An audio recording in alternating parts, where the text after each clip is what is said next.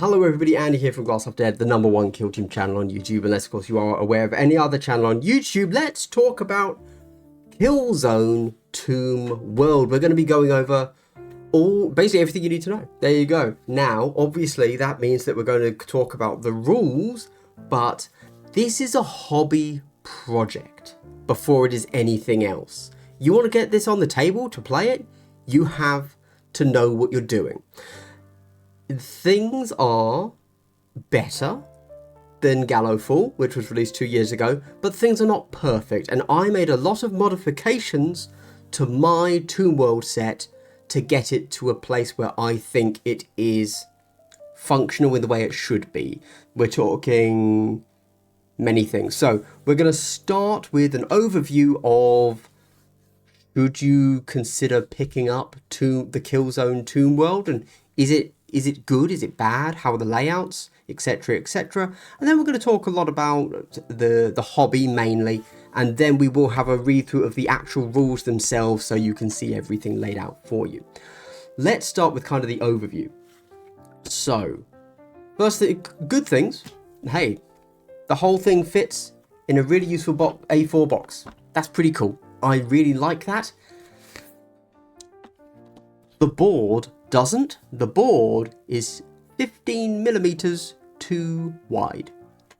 It is what it is, but it's very close. It's very close. I genuinely wish GW had just made it that little bit smaller.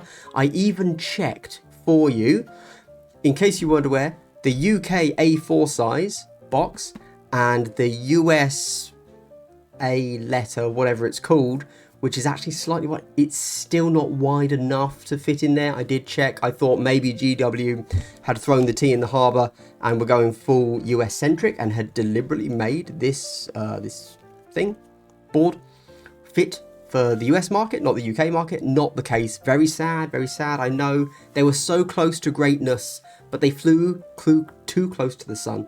Okay, so overall, I think that this is a very cool terrain set. I mean, obviously, GW, thank you to them for giving it to me as a review copy, but this is something I would be picking up on my own regardless. I think it looks cool. I think that it is a big step up because we're going to be using the debris, the teleport pads, etc. In the Killzone, I can tell that they learned from Gallowdark, not just from a hobby perspective, a mechanical perspective, but also from the game itself perspective, and thought, hey, having everything there narrative only, maybe not the best idea. Let's bring the light terrain to the mechanics of the game. And I think it is better for that, to be clear. I like that. We have breachable walls now, which I'm not so sure I like, but they're fine. And if it turns out they absolutely ruin the game, they could easily just be lowered to a 1 AP action instead of a 2 AP action. Very cool, very cool. We then have the aesthetics of the board itself. Look, aesthetics are subjective, obviously, but I think that this is just fundamentally a better looking piece of terrain. There you go, than Gallowfall was. Gallowfall, of course, is very, I don't want to say generic, that sounds derogatory. It's not generic Gallowfall, like Imperial ship. It was a thing, it was a very specific thing that they were going for. But in terms of overall 40k aesthetics, it's generic because we get so much of it. And of course we get so much of it, it's what people want because it's the most popular. It's what's safe to sell in GW's eyes. However, this is Necron. And if you're not into Necrons, why would you buy this? So from that regard, I like that GW has taken a bit of a stretch out there to say, no, we're doing Necrons. And it's going to be awesome, and it is. I fully expect in 2 years' time to get a Tau version, or Manta interior, something like that. That'd be super cool. I genuinely hope that happens. Cool. Right. Also, just from I will now go into a little bit of note about my painting journey. I did not enjoy painting this. I made some wrong steps along the way. Nothing to do with anything GW did. They've got some brilliant texture there. As we've all seen from the official shots, there's so many ways to make this look cool. I did not. And we're about to see all of that. Okay, right. with that kind of intro there, I think this is good. However, I fully accept that aesthetically, if you don't like this, this is going to suck for you. But of course it is, right? That's just how these things are. However, if you don't care about aesthetics, if you're never going to play it, if you don't care anything about any of that, and you just want to know, is this better than Gallowdark for the game? Yes, I believe that it is. There you go. There you go. So if you've got to choose between Gallowdark and this, buy this. Also, this can create every layout for Gallowdark. So this is, in a sense, 2 boards. Whereas I don't know 100% if Gallowdark can do... No, Gallowdark definitely cannot do every layout for this, because this has 22 wall sections.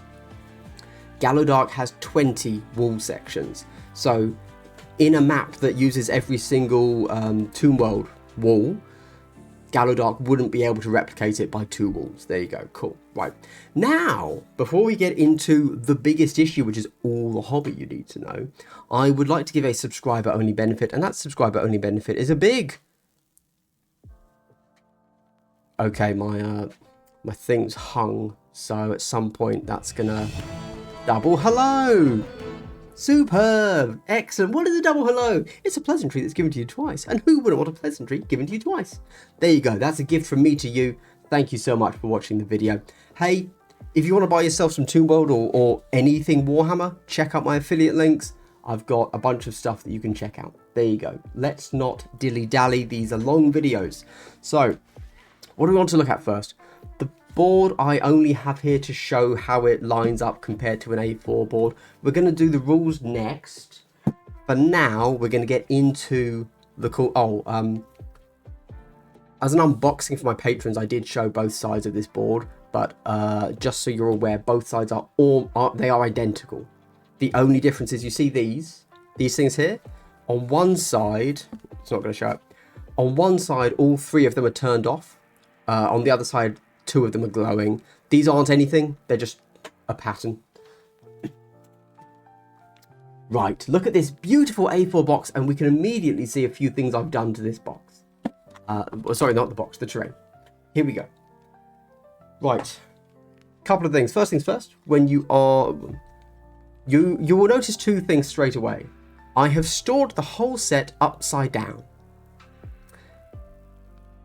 That is because on this side, you are going to label all of these A4, A3, B1, B2, etc. like that, and then these are the Cs. That's because when you go to set up your terrain, you will get out your map, your little approved ops map, and it also has a key. And so the way all of this works is, on your little approved ops map, it will say the wall and the number. And so when you're doing that, you know that A4 connects to B2. So I don't need to see the tops of these. I need to see where's A4 and where's B2. There you go. Easy peasy. Now, all of the columns come in 2 pieces.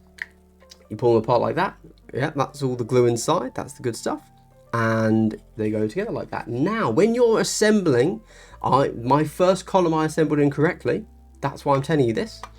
If you look right in the middle there, you can see that on the sides we have squares, because the squares create a nice bit of friction when they go together. Okay, and that's how that stays together.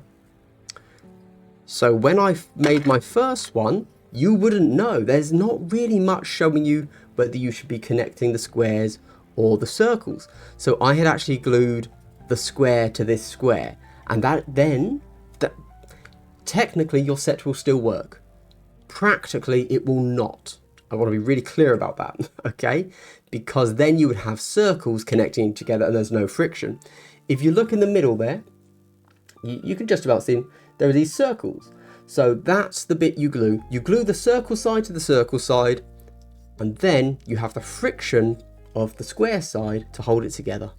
Lovely. Now you will also notice, you see that white thing there? That is it's a white Sharpie, which I did there. There you go. And these are on every single part of my terrain, because I was marking polarity because I've magnetized the whole set. Now, why have I magnetized the whole set? Let's see how these things work. That was the worst one to pick up. It's fine. So here's just a wall that I've done. And again, I've magnetized every single thing, right?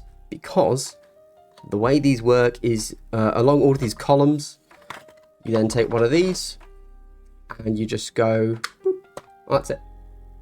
Now, you would hope that you wouldn't have to magnetize, wouldn't you? Unfortunately, I did. Yellow Dark was way too tight. They had gotten the tolerances wrong. Unfortunately for me, and I have asked a few of the other content creators, and they agreed, but then we've all had to figure things out a little bit. So it seems that the tolerances are now too loose. And I hate to say it, but too loose is almost worse than too tight.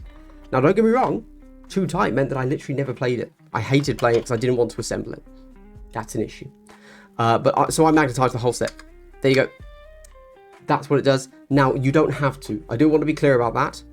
You have to blue tack the bottom. Aside from that, I reckon you could get away with just a little blob of blue tack in each hole as well if you don't want to do that. But you don't even need that, to be clear. The set does work if all you do is blue tack the bottom. I played on this terrain set one time before I magnetized it, and I had blue tack. I had first set the whole thing up, no blue tack, and I was like, this will not work. I pushed everything together as hard as I could, but I could tell a single knock, the whole set would fall over. Blue tack added, the set worked, and I played it that way with no magnets. It was totally fine. It worked. So you don't have to magnetize. I really do want to stress that. But you have to blue tack the whole thing to the board. There you go. So likewise, if you choose to not use the official board, which things blue tack quite well to, and you use maybe a cloth mat instead, you might struggle a little bit. Cool, there you go. So I magnetized the whole set. It was a bit of a gamble. I didn't know how it was actually going to work out. If it was going to fix things, it did. It worked out well. This is correct. This is what I want from my set. I can happily recommend that you magnetize as well. I just used 5mm magnets in everything. That worked perfectly. I had to drill things, to be clear. This was not like a hand drill situation. I made a pilot hole and then I just drilled the crap out of each one. You can't go too far wrong. There you go.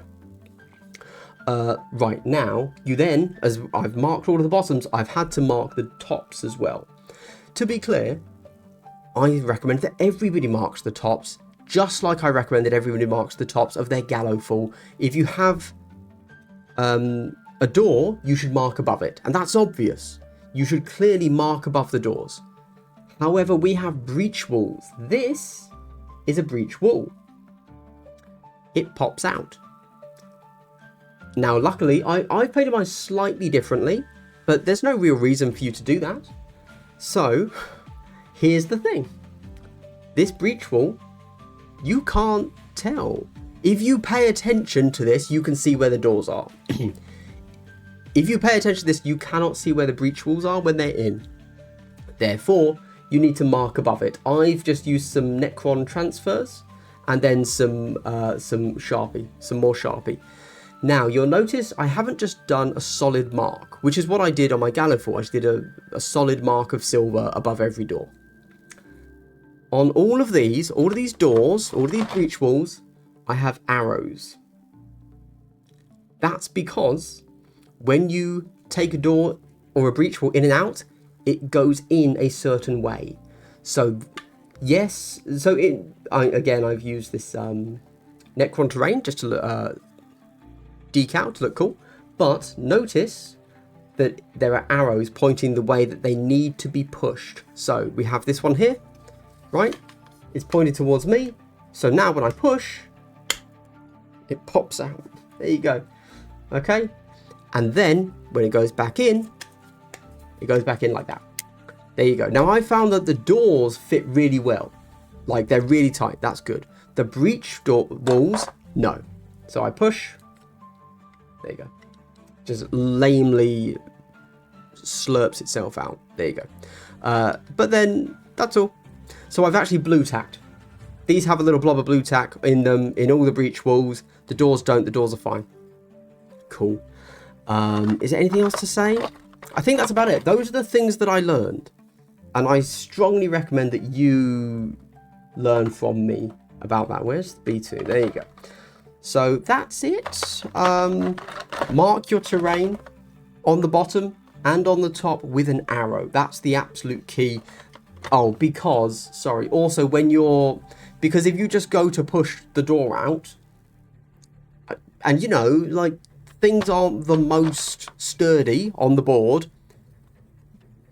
and you go to push the door out and you're forcing it from the wrong side, it's like, okay, well, you've moved everything on the board and you haven't even got the door out yet.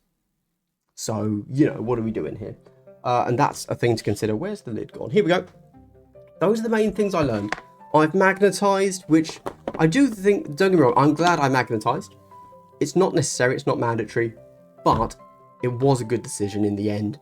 And it does go together easier. Let's see if I can quickly explain why.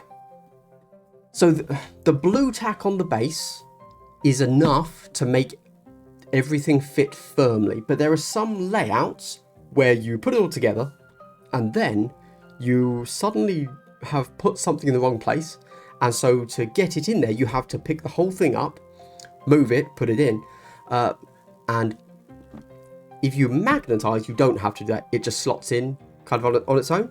It is what it is, don't worry. There you go, don't worry about it.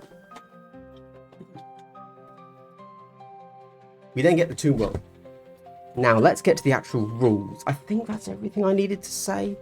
Oh, I guess on a minor side note, I mean, you saw what all of that looked like just there.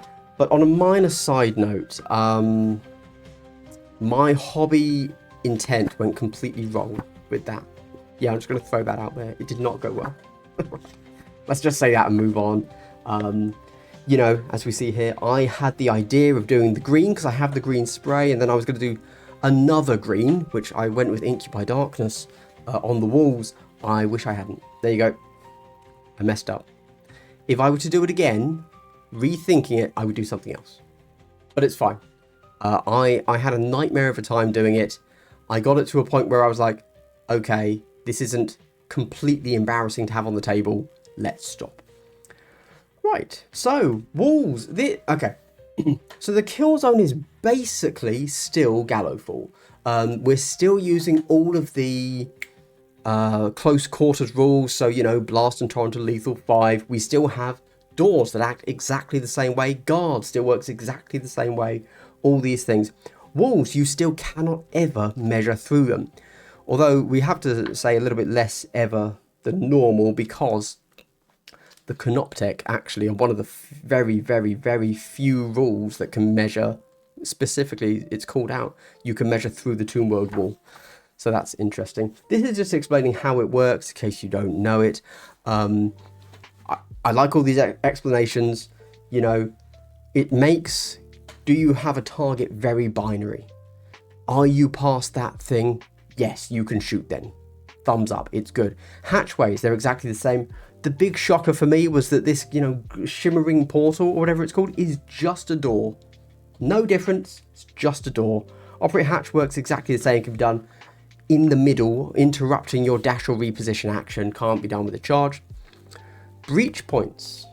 Breach points, again, it's just a door, that's it, but 2 AP action, and the 2 AP action can become a 1 AP action if your operative has the word breach marker, grenadier, or mine anywhere on its data card. To be clear, it just needs to have that one word anywhere on its card. Doesn't have to be a keyword, doesn't have to be the title of one of the things, the ability. As long as it is on the data card anywhere, it can do the breach action for 1 AP, or it can just have the AP 2 or piercing crits 2. So a melter can breach, for example.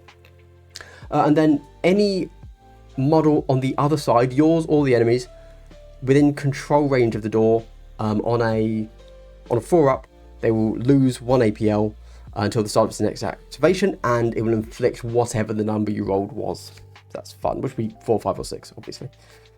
We then get teleport pads. Now, these are interesting. So, first things first, you must be wholly on this pad. You cannot slant yourself slightly so that you're half on, half off.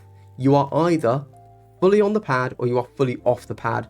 There's no toe on, there's nothing like that. You're off or you're on. Now, these pads are about 50 mil on top, to be clear. So if you have a 25 mil base, you can position yourself closer to one side when you make the teleport or whatever you want, but you are on there. Immediately there are edge cases, which I would explain to my patrons in a video, and I will discuss that quite in depth, but let's not go into it here. There are edge cases, odd as it might sound. In fact, I had one on map 1 layout of the approved ops pack, but we'll get to that another time. Cool. So the way this works is quite key. If you perform a charge, a fallback, or a reposition, you teleport to the other teleport pad. Notice you cannot dash to get there. It has to be a charge, fallback, or reposition. And it has to be legally that. So you cannot reposition and end up within control range of an enemy model. You would have to have charged to do that. There you go. Cool. Good stuff. Good stuff. Also, just to clarify, you don't reposition to the other pad and then get to move. You are simply repositioning. You simply make the teleport. There you go. But you're still on the other teleport pad. Nice. We then get the close quarters rules. Good stuff. This is exactly what I said. We still have guard, we still have hatchway fight, we still have all of that stuff. This is just explaining what is a room, because there are some things that matter when it comes to rooms. I'm not going to go over all of that again. I will have a quick, that's it. There you go. The only other thing you would need to know, we will go through very quickly the joint ops, sorry, but the only other thing that you would now need to know is what the layouts are for approved ops. You now have all of the rules that you need to know for that. Cool. Right. We then get the joint ops world mission. This is now narrative, okay? Joint ops. There's also adversary ops, I'm sure. He says, having no idea. Or maybe not. Maybe adversary ops is just a thing that you're always supposed to know you can play now. No, here we go. Adversary ops. So, first things first, obviously, we get data cards for the necrons. We get Canoptech Scarabs Swarm, Necron Warriors, Canoptech Tomb Crawlers, Canoptech Macrosites. This is everything you get in the box. If you've bought Tomb World, you get 10 Warriors and 3 Scarab Swarms. You can build your Necron Warriors with either Gorse Flayers or Gorse Reapers. Do whatever you want. There you go. Good stuff. I would say the Gorse Reaper is significantly better because it hits on 3s instead of 4s, but it doesn't matter. It doesn't matter. And I think luckily at the moment, in 40k, the Gorse Reaper is also better. So probably build it with Gorse Reapers. Right. Joint ops. So you know what joint ops is. Let's have a quick read of the threat level, because this is quite interesting now. The event cards we won't go over because they're meant to be a fun little thing that as you're going through, you can play that. The MPOs get a strategic gambit. It's exactly the same as the Typhon in that regard. Basically, when you have either the Typhon deck or now the Tomb World event cards deck, your MPOs get strategic gambits. But let's read the threat level. So as you can see, you get grade 1, 2, and 3. You go from threat level 0 to 15. Let's have a read. During each game, you must manage the threat level. Oh, sorry. So to me, this is just instantly, immediately, very obviously Mechanicus, right? This is the computer game Mechanicus. I don't know if it's called threat level there or it's like awakened level, but yes, this is that. This is the same thing, which is what makes me feel like perhaps this is really emphasizing just how much of a dungeon crawler game Kill Team could be on the new Tomb World.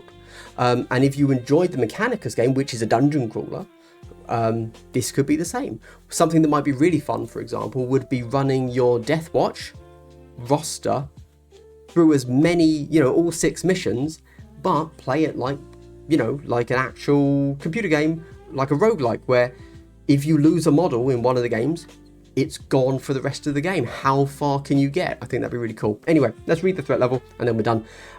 So, the lower the threat level, the more undetected your kill team is, and the less MPOs you will have to deal with. The higher the threat level, the more the Toon World reacts to your presence, and the more MPOs will be sent in response. The threat level starts at 0 and cannot exceed 15. Increase the threat level by 1 whenever a player operative performs the shoot action, unless the weapon being used has the silent weapon rule. A player operative performs the fight action, unless the MPO in that sequence is incapacitated and the player operative isn't visible to any other enemy operatives. A player operative performs any other action that inflicts damage on MPOs. An MPO performs the shoot or fight action. In addition, whenever a player operative performs the operate hatch action, roll the d6 on a 4-up, increase the threat level by 1. Whenever a player operative performs the breach action, increase the threat level by 1 and roll 1d6 on a 4-up, increase the threat level, blah, blah, blah. Okay, cool. So, this is the first time I've read this. I do want to stress out, I realise that I'm doing a review. I have not, I had kept meaning to read the threat level rules before I got there, but what does the grade do? Do we know? It probably tells us here. It has to increase the reinforcements. So we recommend limiting them. No. What does it do? I would have assumed that it affected the number of Toon World event cards you draw. That was my actual assumption. But it doesn't immediately say. It just says grade and threat level. So grade, is that the grade of the MPO you spawn? Oh, no. Okay, I thought it was going to... Do we add the grade number? No. Okay. Right. Well, this is awkward. Oh, okay. Each threat level has a grade that affects 2 more event cards and MPO reinforcements. See below. So it is here. Okay, cool. All right, fine. Fine. Let's keep reading then, shall we? We're rolling off to decide who has initiative. MPOs blow over past their requested. Okay. As an MPO strategic gambit in each strat phase after the first, if the threat level is grade 3, randomly draw a Toon World event card. If the MPOs don't have initiative or the threat level is 15, the threat level is 15? Okay, yeah. Do this twice per turning point. Okay. Is there any negative to being threat 2 or 1? So every turn as a strategic gambit, you would be drawing a Toon World event card. If you are max threat level 15 or grade 3, you would draw 2. 2 more event cards provide additional, and that's it. Oh. Okay, so again, I have read this for the first time right this second with you. I'm going to be honest, I thought the threat level was going to be way more interactive and interesting. As I read the threat level and how you gain threat level, I was like, oh, okay, cool, yeah. So like, as your grade 1, this will happen. As your grade 2, this will happen. No. But then also this, you're going to get threat level 15 so fast. Like this, yeah, really, really fast. By turn 3, you will be grade 3, threat level 15. So it really means you're only having turn 3, 4, maybe 5, because of course, narrative games don't have like an upper turn limit. You just keep going till you're done. But you just go up to 2 cards instead of 1 card. Okay. Well, you know, look, we know due to leaks that they are trying to push the Toon World narrative a bit more. We know that in the 3rd box, the 4th box, whatever, we get like a Catan and it's super cool. And it's like the big boss battle guy finally, and we're playing on 2 different levels of boards and all this stuff. So we can hope that maybe the threat level gets played with a bit more, and becomes more of a thing than just when you're at the top you do something and then all the other 14 levels nothing happens. That'd be interesting. Okay, well anyway, there you go. That is Kill Team Toon World. If I'm honest, big fan. Big fan. There you go. I'm glad that I picked it up, and I'm glad that GW sent it to me for review so that I can recommend it to you. Genuinely, I really like what GW has done with Killzone Toon World. I've always been a Xenos guy. I'm glad they finally gave us that, and yeah, there you go. There you go. I have no more words I can say. Hopefully over the past 4, 5, 6 videos, if you're a Patreon, 10 videos, whatever it's been, you have gotten the idea that I do like it. I'm frustrated that I have to, you know, do extra hobby that I didn't. If I want to do extra hobby, great, but I shouldn't have to do extra hobby. And I felt like with the two mod, because it was so loose, I did have to do extra hobby. But it's still very cool, and it's fixable. The issues are fixable. Should I have to for the price? No. Who cares? Like, I'm excited for this release. I want to play more Toon World. I'm enjoying my Deathwatch. I'm enjoying the Canoptech. There you go. Thank you very much for watching, everybody. Hey, again, do consider checking out my affiliate links, both to buy any Warhammer you ever need to, or my Patreon. That'd be awesome. Thank you very much. Have a good one. Goodbye.